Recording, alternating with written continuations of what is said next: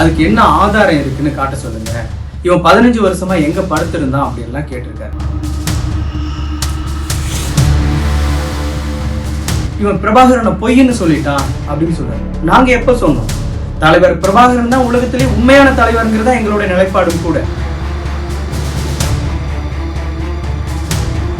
நேற்று பத்திரிகையாளர் சந்திப்புல சீமான் அண்ணன் ஒரு விஷயத்த கேட்டிருக்காரு. அதுக்கு என்ன ஆதாரம் இருக்குன்னு காட்ட சொல்லுங்க. இவன் 15 வருஷமா எங்க படுத்திருந்தான் அப்படின்லாம் கேட்டிருக்காரு. அதுவே ஒரு ஆதாரம் தான் எடுத்து காட்டுறோம். அப்புறம் அதுக்கு ஒரு ஆதாரத்தை எங்கிருந்து கொண்டாந்து காட்டணும்னு எதிர்பார்க்கிறாருன்னு எனக்கு தெரியல. அப்புறம் இவன் வந்து அந்த புகைப்படத்தை எப்படி எடிட் பண்ணான்னு ஒரு டெமோ காமிக்க சொல்லுங்க அப்படிங்கிறாரு. அதுதான் உலகம் முழுக்க இருந்து இணையத்தில் இப்படிதான் ஒரு புகைப்படம் ஒட்டப்படுதுன்னு டெமோ காட்டிக்கிட்டு தான் இருக்காங்க. அதுக்கு தனியா நான் வேற ஒரு வாட்டி காமிக்கணும்னு எதிர்பார்க்கிறேன். அப்புறம் இவன் பிரபாகரனை பொய்ன்னு சொல்லிட்டான் அப்படின்னு சொல்றாரு. நாங்க எப்ப சொன்னோம்? தலைவர் பிரபாகரன் தான் உலகத்திலே உண்மையான தலைவர்ங்கிறதா எங்களுடைய நிலைப்பாடும் கூட. இந்த விஷயத்துல ஏன் இவ்வளவு குழப்பம்னு தெரியல. அண்ணன் செங்கோட்டையனை வந்து பேச சொல்லியிருக்கலாமே. எனக்கு தான் அவருக்கு தொடர்பு இல்லாம போயிட்டாரு. அவங்க கட்சியை சார்ந்தவர், அவருடைய நண்பர், ரொம்ப க்ளோஸா இருந்தவர். அவர் வந்து சொல்லியிருக்கலாமே நான் சொன்னது உண்மையா பொய்யாங்கன்னு சொல்லியிருந்தா ஒரே நிமிஷத்துல வேலை முடிஞ்சிருக்குமே. ஏன் அவரை பேச விடாம தடுத்துட்டு இருக்காங்கன்னு எனக்கு தெரியல.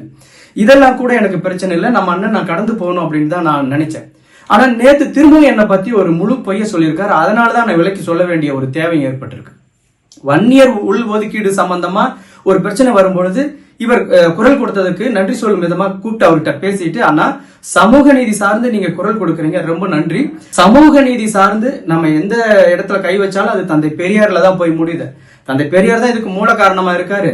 நீங்க எந்த நிலைப்பாட்டை எடுத்தாலும் பெரியாருக்கு எதிரான நிலைப்பாட்டை, பெரியாருக்கு எதிரான நிலைப்பாட்டை எடுத்துட வேண்டாங்கண்ணா அப்படின்னு டப்புன்னு போனை கட் பண்ணார். திரும்பவும் நான் கூப்பிட்டு சொல்றேன், சரிடா தம்பி அப்படின்ட்டு போனை வச்சார். ஏன்னா நான் அப்படி சொன்னது அவருக்கு பிடிக்கல. ஆனா இன்னைக்கு என்ன பத்திரிகையாளர்கிட்ட சொல்லியிருக்காரு அப்படின்னா, ஆனா 1 இயர் மக்களை கைவிட்டுறாதீங்க, 1 இயர் மக்களை எப்படியாவது காப்பாத்துங்க அப்படின்னு சொன்னா, நான் சரிடா தம்பி நான் 1 இயர் மக்களை கைவிட மாட்டேன் அப்படின்னு சொன்னேன் அப்படின்னு ஒரு உண்மைக்கு மாறான ஒரு தகவலை சொல்லியிருக்காரு. இது அண்ணன் மறந்துட்டு சொல்லியிருப்பாரு அப்படின்னு நான் எடுத்துக்க முடியாது. ஏன்னா நான் பேசுனது அப்ப பிடிக்கல, அவர் மனசுல ரொம்ப ஸ்ட்ராங்கா பதிஞ்சு இருக்குது.